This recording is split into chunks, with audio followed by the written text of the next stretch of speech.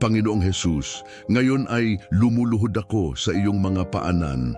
Tulad ni Maria, may pusong wasak ngunit puspos ng pasasalamat.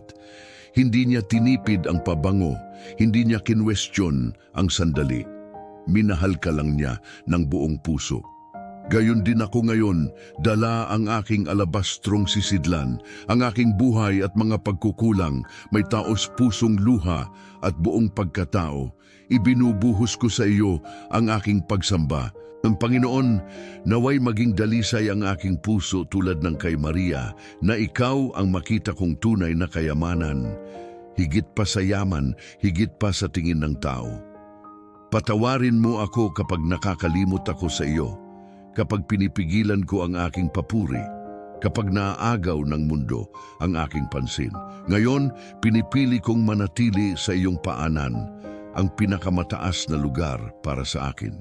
Tanggapin mo ang aking pabango, ang aking pagsuko, bagamat simple naway totoo. Tulad ni Maria, nais kong ibigin ka ng buong buo. Ang iyong pag-ibig ay tumatago sa puso, ang iyong presensya ay bumabago, at sa iyong paanan ko lang natatagpuan ang kapayapaan. Sa iyong pangalan, Jesus. Amen.